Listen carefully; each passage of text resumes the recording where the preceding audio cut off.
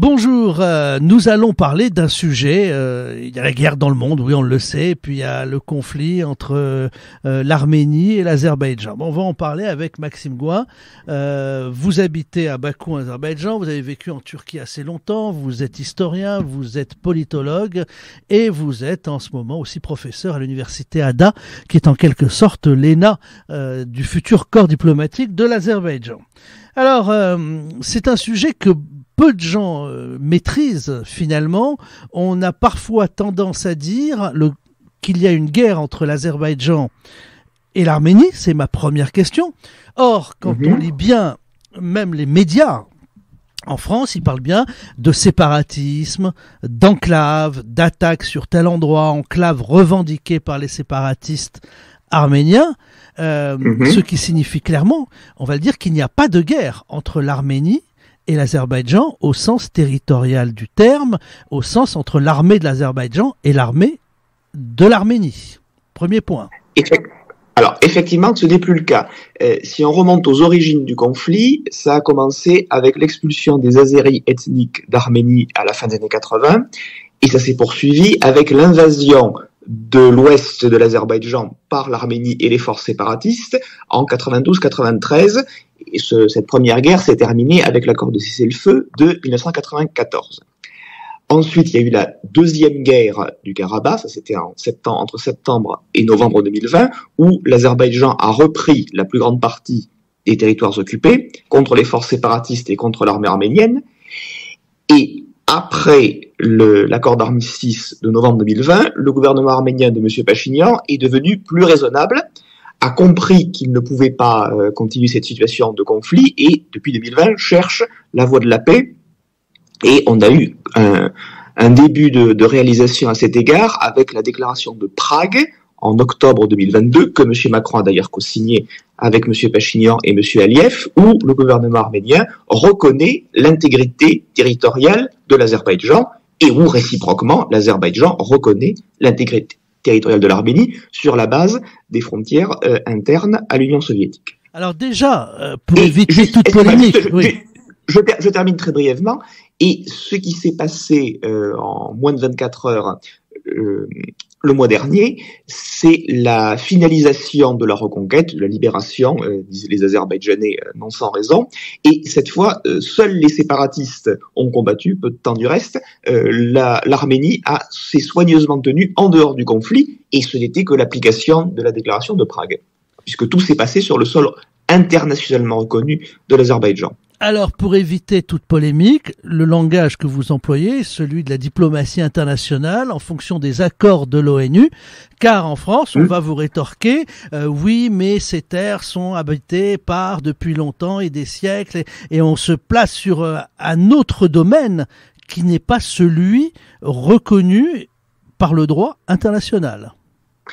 Absolument. D'abord, 4 résolutions du Conseil de sécurité de l'ONU qui ont toutes les 4 été votées en 1993, qui ont toutes les 4 été votées par le gouvernement français, comme d'ailleurs par le gouvernement américain, russe, britannique, etc., reconnaissent que ces territoires sont azerbaïdjanais et demandent le retrait des forces séparatistes et des forces d'occupation. C'était il y a déjà 30 ans.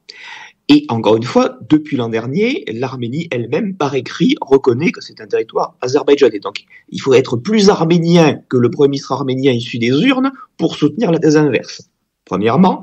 Et ensuite, juste très brièvement, l'argument pseudo-historique ne tient pas pour plusieurs raisons. D'abord parce que au dénombrement iranien, l'Azerbaïdjan et l'Arménie faisaient partie de l'Iran jusqu'au début du 19e. Le dénombrement iranien de 1805 comptait 8% d'Arméniens dans la région du Karabakh.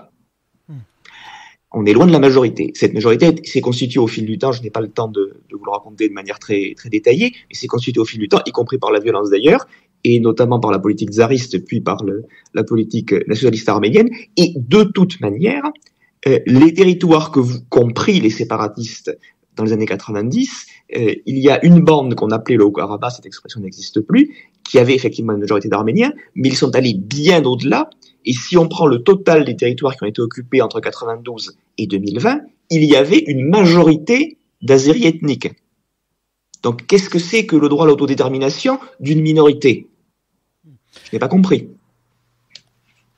pourquoi en France est-ce un sujet aussi compliqué à expliquer et à faire comprendre? Alors, pour peut-être plusieurs parce raisons. qu'on n'a pas la notion qu'il y ait des minorités ethniques différentes sur un territoire qui est constitué par un État. Alors, il y a un manque de connaissances, très clairement, encore que quelques articles universitaires très bien faits soient parus en France. Je pense à ceux de Maxime Mardoukaïev ou de Marc Ely plus récemment. Il y a clairement un manque de connaissances dans les grands médias. Et il y a aussi le fait que certains, j'insiste énormément sur le mot certains, Arméniens vivant en France sont particulièrement agressifs. Alors, je ne les confonds pas avec l'immense majorité des 300 000 Français de culture arménienne, attention, mais le fait est que cette minorité existe, et pour prendre juste quelques exemples, il y a 3 ans, des journalistes de Libération étaient menacés de mort sur Twitter pour leurs articles sur cette guerre.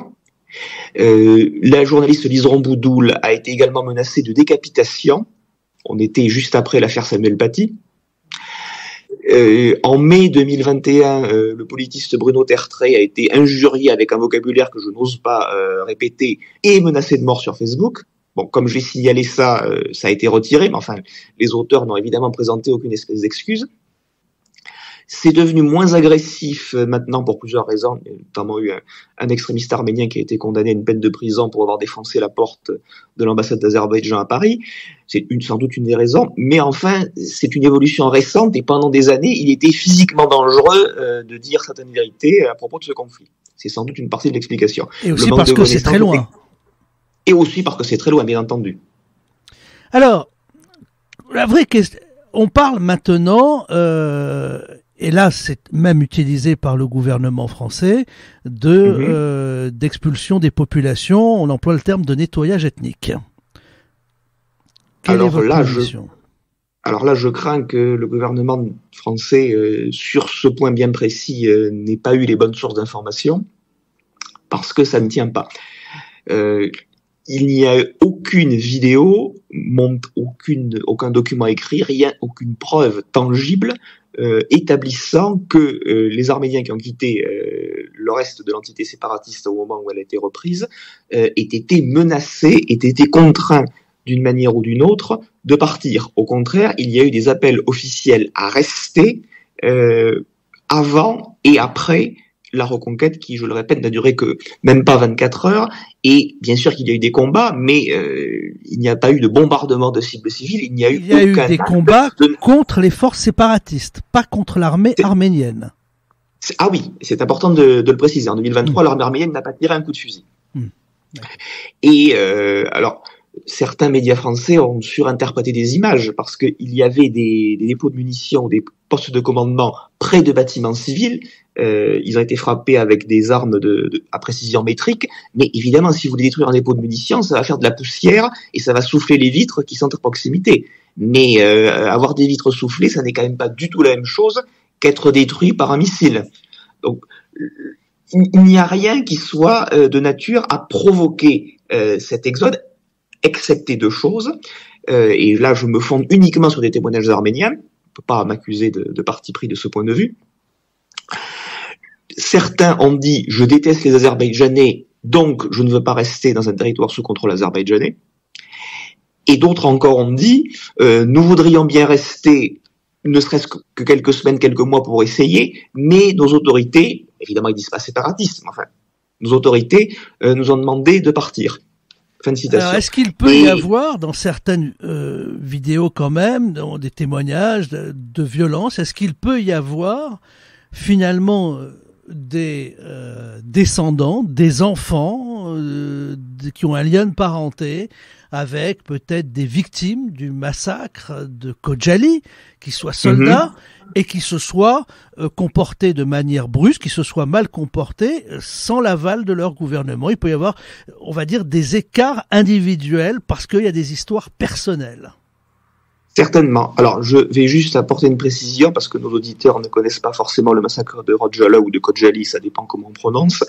C'était en février 1992 et les forces arméniennes ont massacré au moins 613 personnes, dans cette bourgade, et un commandant arménien qui est devenu Premier ministre puis président, qui s'appelle Serge Sarkissian, a déclaré, a revendiqué ce massacre au journaliste britannique Thomas Deval, en disant avant Khojaly, les Azerbaïdjanais croyaient que nous n'étions pas sérieux quand nous parlions de lever la main sur les civils, après Khojaly, ils les ont compris.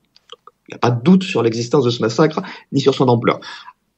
Maintenant, pour répondre directement à votre question, il est tout à fait possible que des personnes expulsées, que des personnes, pourquoi pas, apparentées aux victimes de massacre de Khojaly ou d'autres massacres, il y en a eu d'autres de moindre ampleur à cette époque, aient perdu le contrôle d'eux-mêmes. Mais il n'y a pas eu, en tout cas pas en septembre 2023, de preuves qu'ils auraient tué des civils, qu'ils auraient violé des femmes ou que sais-je. Donc il y a pu y avoir, je ne sais pas moi, des gens qui tiraient en l'air sans nécessité militaire, il y a pu avoir des paroles qu'ils auraient mieux fait de garder pour eux, mais en tout cas ce sont des dérives individuelles et peu nombreuses, pas du tout de nature à provoquer une émigration soudaine de dizaines de milliers de personnes. Alors, on parle de ce sujet passionnant avec Maxime Gouin. Vous êtes professeur à l'université Ada à Bakou. Maxime, on marque une pause, on se retrouve dans quelques secondes. On a évoqué un peu cette situation, on a essayé de replacer les choses dans le contexte.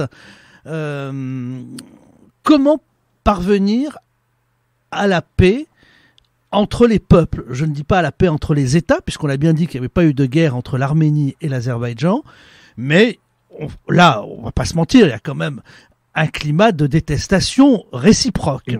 Comment parvenir à la paix?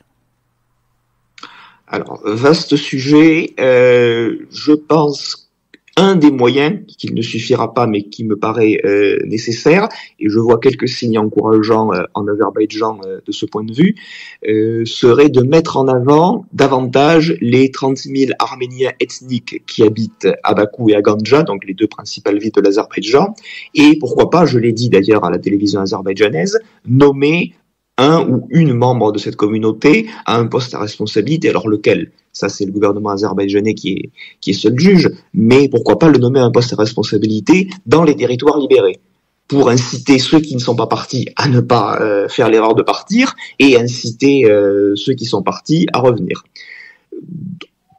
De toute façon, d'autres mesures ont déjà été prises, d'incitation à revenir. Il y a eu des incitations fiscales, des aides qui ont été promises aux agriculteurs ethniquement arméniens, mais qui ont vocation à rentrer et à redevenir citoyens azerbaïdjanais.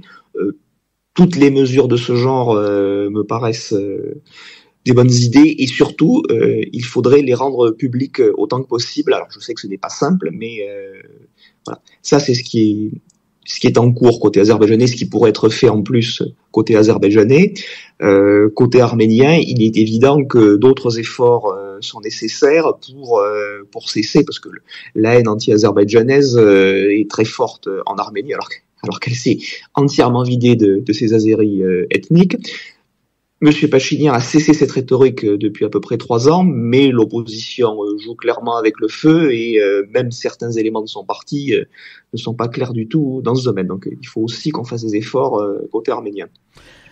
Alors, tout ça c'est important, hein, voilà, pour comprendre, parce que le but ultime, c'est qu'il finalement il y ait une paix et une prospérité économique.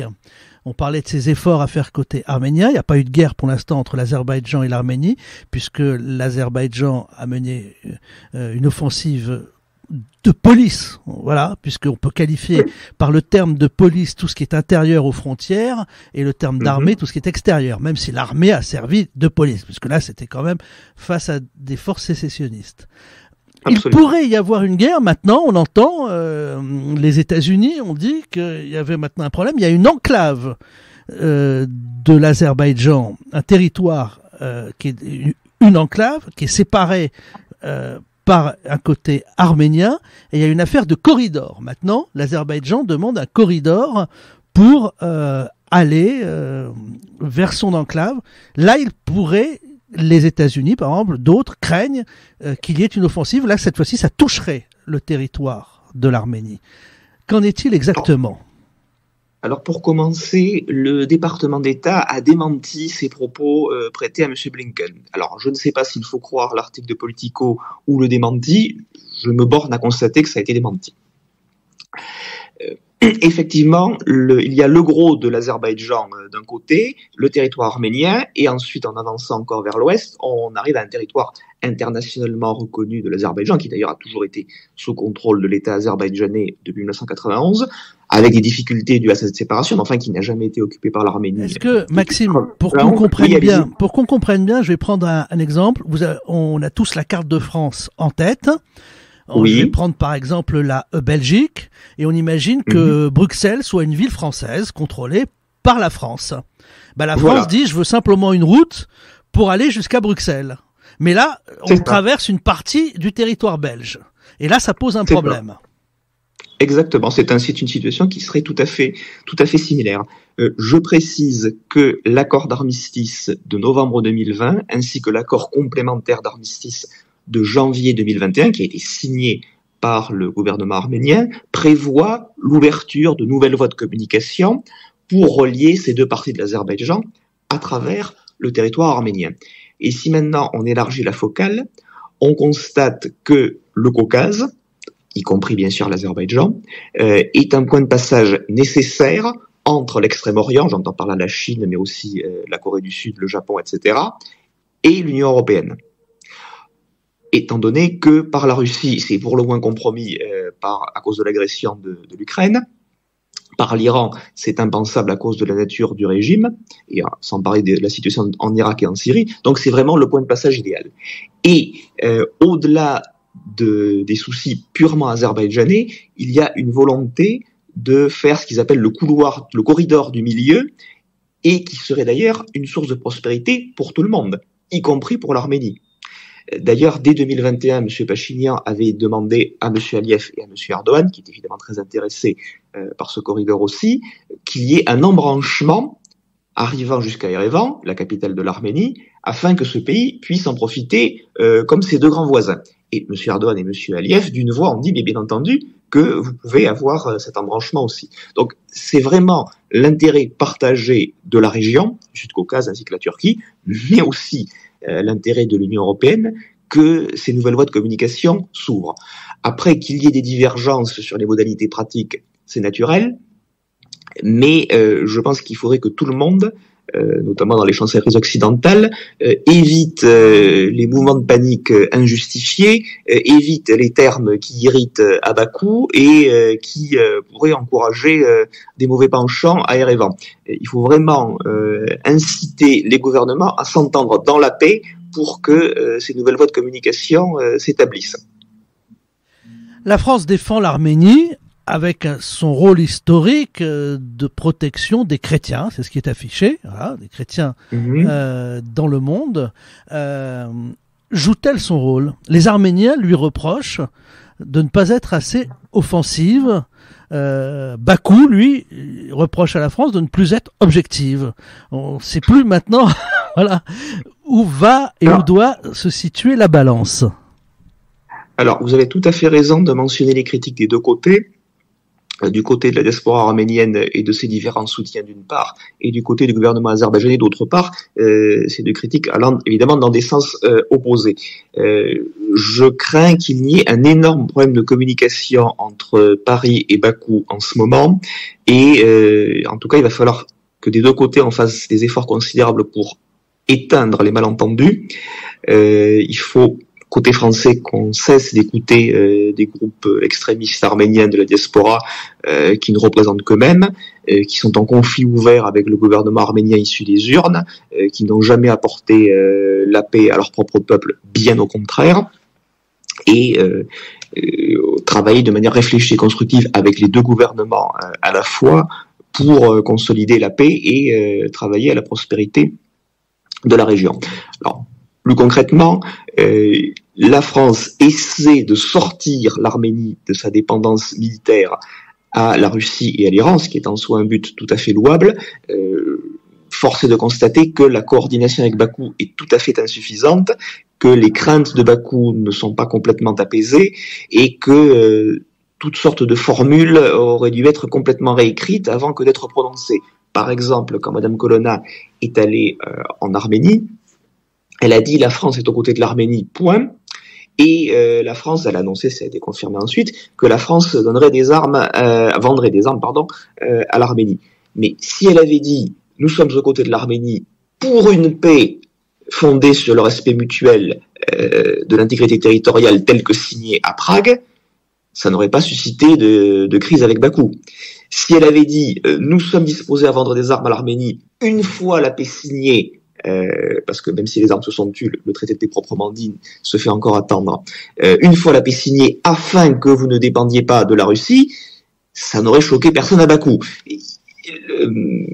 D'après le Canard enchaîné, M. Macron est en colère contre Mme Colonna, et je ne peux que l'inciter à tirer toutes les conclusions de la déception qui l'anime.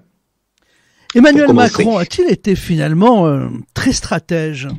Je vais vous dire pourquoi. Parce que dans une intervention télévisée, récemment, on l'a interrogé sur ce conflit, et il a dit, vous inquiétez pas, la France sera là, elle va veiller à la protection des frontières de l'Arménie. Tous ceux qui ne connaissent pas le sujet se sont dit, voilà, il est pour l'Arménie dans ce conflit. En réalité, Emmanuel Macron a été très fin, puisque pour l'instant, les frontières de l'Arménie, officiellement, en fonction de l'ONU, reconnues par l'ONU, ne sont pas attaquées. Donc on peut dire, je vais être vigilant aux frontières de l'Arménie, ce qui ne change absolument rien au conflit actuel. Absolument. Et là, vous me donnez l'opportunité d'apporter une précision importante qui permet de mieux comprendre la politique française, c'est que M. Pachinian vit dans la terreur, le mot n'est pas trop fort, parfois il avait même disparu pour se cacher dans un bunker, littéralement, dans la terreur d'être renversé par les extrémistes de son propre pays, qui sont pour la plupart très liés au Kremlin, et il se dit, M. Pachinian se dit, comment puis-je faire pour aller jusqu'à la signature de la paix sans que ça me coûte la vie et le pouvoir. Et M. Macron essaie, alors, pas toujours avec les mots idéaux, mais enfin essaie, je pense que sa bonne foi n'est pas en cause, essaie de le consolider pour qu'il arrive à un sentiment et à une réalité sécuritaire suffisante et qu'il signe la paix. Mais il faut vraiment, je pense, améliorer le canal de communication avec Bakou pour que tout ça soit mieux compris, mieux perçu. Alors, parlons de géopolitique maintenant. Vous avez parlé du Kremlin. C'est très intéressant parce que là, on n'y comprend plus rien. L'Azerbaïdjan est un pays allié à l'Occident, aux États-Unis. L'Arménie est plutôt alliée à la Russie. Elle n'est pas plutôt, elle est alliée à la Russie. Or, Vladimir Poutine a quand même soutenu l'Azerbaïdjan dans sa reconquête des territoires. Ça, c'est le premier point. Alors, soutenu, non, parce que pendant la guerre de 2020, la Russie a abondamment fourni des armes et des munitions à l'Arménie. Mais quand il a cessé la récréation, il a reconnu finalement une grande partie des revendications de l'Azerbaïdjan. Alors, de fait, oui, avec les déclarations trilatérales de novembre 2020 et janvier 2021, donc qui sont des conventions d'armistice sans le nom. Alors, beaucoup invoquent le fait que M. Pachinian penchait vers l'Occident, ce qui n'est évidemment pas complètement faux, ça a joué, mais ce qui a joué bien davantage, c'est l'affaiblissement de la Russie à la suite des sanctions de 2014, et le renforcement de l'alliance entre la Turquie et l'Azerbaïdjan, qui rendait un engagement total de la Russie comparable à celui d'il y a 30 ans, plus que difficile. Il y a 30 ans, la Russie avait carrément envoyé des volontaires se battre du côté de l'armée arménienne, ce qui était plus concevable parce que M. Erdogan avait fait comprendre à M. Poutine que s'il allait trop loin, on allait fermer les détroits et l'économie russe allait plus que souffrir d'une telle fermeture. Et c'est encore plus vrai pour l'opération que vous avez qualifiée de police, effectivement, c'est le cas, de septembre dernier, puisque, entre-temps, il y a eu, ça ne vous aura pas échappé, la guerre en Ukraine, et l'armée russe est dans un état plus que difficile, qui rend encore plus compliqué qu'en 2020 une aide à l'Arménie, et ne parlons même pas de l'industrie de défense russe qui ne suffit pas à remplacer ce que l'armée ukrainienne lui détruit. Donc des armes pour l'Arménie, des armes russes pour l'Arménie en 2023, c'est illusoire. Ils ont quand même envoyé des armes légères aux séparatistes en 2021, 2022, 2023. Alors, autre cas, je voulais avoir votre analyse, Maxime Gouin.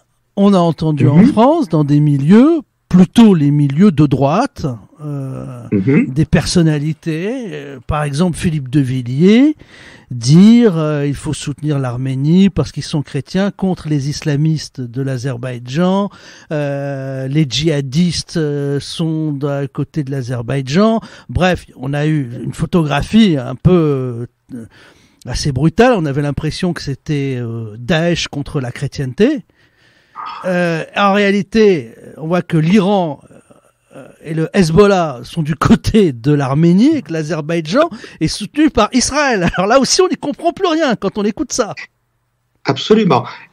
On n'y comprend rien quand on ne connaît pas la situation, mais vous la connaissez assez bien aussi. En fait, l'Azerbaïdjan, depuis la proclamation d'indépendance de 1918, est une république laïque. Ça a été le premier État du monde musulman à donner le droit de vote aux femmes. C'est un État où le taux de pratique religieuse est bas et on avait fait un sondage dans la plupart du monde musulman en 2016 avec beaucoup de questions et l'une d'entre elles était voulez-vous la charia ou non, et c'était en Azerbaïdjan que le taux de réponse positive était le plus bas avec seulement 8%. Et je pense que 7 ans après, on aurait un taux encore plus bas parce que beaucoup de ces gens étaient des personnes âgées qui ont rendu l'âme depuis. Donc l'Azerbaïdjan, c'est vraiment le contraire de l'islamisme, et c'est d'ailleurs une des raisons pour lesquelles le régime des mollahs déteste l'Azerbaïdjan, parce que c'est un pays à majorité chiite, mais avec un mode de vie et un régime laïque. Donc l'antithèse de ce qu'ils essaient de promouvoir. Quant aux djihadistes, c'est complètement ridicule, parce qu'il va falloir m'expliquer déjà pourquoi un djihadiste sunnite va soutenir un pays à majorité chiite, laïque et allié d'Israël. Ça ne veut rien dire. Pour eux, ce sont les traîtres suprêmes, quoi. Hein, pour eux. Absolument, à tous égards. Et quand l'Azerbaïdjan... Ils boivent de l'alcool, en plus. On sert de... Ah oui, alors ça, vous pouvez... les supermarchés à côté de chez moi ont un rayon vin et alcool digne des supermarchés de Paris où j'ai habité pendant 3 ans. Je peux faire la comparaison directement. Où en étais-je? Voilà, quand le gouvernement azerbaïdjanais a demandé, mais enfin, montrez-nous des prisonniers de guerre, montrez-nous des djihadistes qui auraient été tués, le ministère arménien de la Défense a expliqué sans rire que les cadavres avaient été mangés par des sangliers. Bon. Là, on est dans l'humour involontaire, on est pratiquement dans un sketch. Donc les djihadistes, ça ne veut absolument rien dire. Je voudrais également souligner ce fait, c'est que le culte catholique est beaucoup plus libre à Bakou qu'à Erevan. Il y a malheureusement dans l'église nationale arménienne, qui est une église schismatique, une tradition anticatholique qui a été extrêmement forte à travers les siècles, qui explique en partie d'ailleurs pourquoi le pape Benoît XV, qui était pape entre 1914 et 1922, était un turcophile. Et encore aujourd'hui, il y a des stigmates. Alors, M. Pachinian essaie progressivement de se distancier de ces traditions intolérantes, mais enfin, le moins qu'on puisse dire est que 3 ans, ça ne suffit pas pour les supprimer. Et donc, au moment où je vous parle, si vous êtes catholique, il vaut mieux habiter Bakou qu'Erevan, et pas seulement d'un point de vue économique. Alors, j'aimerais qu'on termine sur ce portrait. Voilà, j'ai passé un week-end à Bakou. Il y a quelque chose qui m'a surpris. Je connais bien cette ville, je connais bien l'Azerbaïdjan et je connais bien cette ville. Je suis allé à plusieurs reprises. Et moi, je me suis promené pendant des heures, le soir, tard. Il y a une vie très positive. Les gens font la fête, il y a des restaurants et tout. Et il y a un mot que je qualifierais. Là, du coup, je me suis dit, c'est le pays des femmes. C'est incroyable le nombre de femmes en robe, mini-jupe, qui se baladent entre copines le soir, qui prennent des verres dans les terrasses des cafés. Une femme seule, j'ai vu des femmes seules, tranquilles avec leur smartphone, regarder, faire des WhatsApp ou des trucs avec leurs copains ou leurs copines. Les terrasses des cafés, elles vont aux toilettes, elles laissent leur sac à main et leur portable. Elles reviennent, ça n'a pas bougé.